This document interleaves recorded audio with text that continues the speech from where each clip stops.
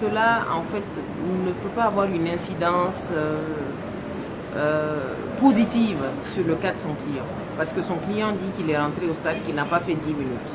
Donc il ferait mieux de prouver l'absence de culpabilité de son client que de nier les crimes qui ont été commis là. Ça n'a pas de sens. Ça fait 13 ans que les gens attendent, 14 ans d'ailleurs, disons. Je ne pense pas qu'aller vite puisse apporter des choses crédibles à ce procès. La justice se doit d'être sereine aussi. Bien évidemment, toutes les victimes ne passeront pas, mais on choisit les victimes dont on estime que le témoignage ou en tout cas les allégations peuvent éclairer le tribunal. Vous savez déjà, le viol est une infraction qui se déroule en général sans témoin. C'est une infraction difficile à prouver. Et quand c'est des viols collectifs, c'est encore pire. Nous sommes dans une situation où des femmes ont été violées par des personnes qui étaient censées assurer leur protection, assurer leur sécurité. Il est bien normal que ces femmes-là soient dans une situation de traumatisme. Et malheureusement, ce trauma-là, elles auront à le vivre toute leur vie. Elle a eu la chance de pouvoir s'exprimer parce que tout simplement, elle a fait des thérapies qui lui ont permis d'avoir la force de venir se tenir devant le tribunal. Donc, ce n'est pas évident. Et puis, on est quand même dans une société où les femmes sont le plus souvent jugées par de multiples choses. En général, les viols, on se demande toujours, mais pourquoi elle était là-bas? Et même pour les événements du stade, on se demande, mais pourquoi des femmes sont allées militer?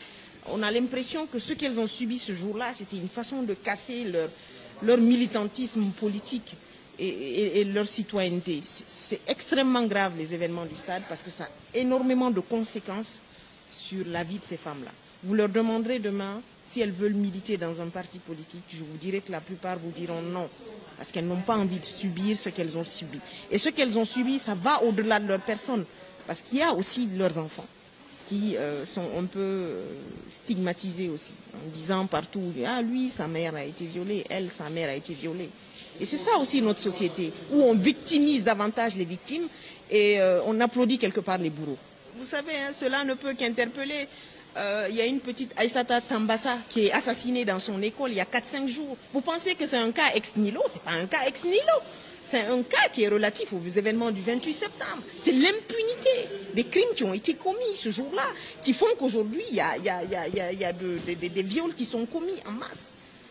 On pourrait peut-être trouver les causes ailleurs, mais moi je dirais que la cause principale, c'est l'impunité.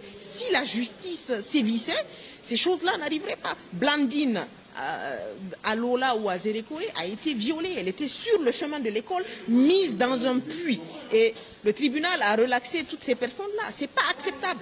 Je pense que notre société mérite mieux et il est temps quand même de prendre au sérieux les questions de viol et de violence, surtout lorsqu'elles sont exercées sur des enfants.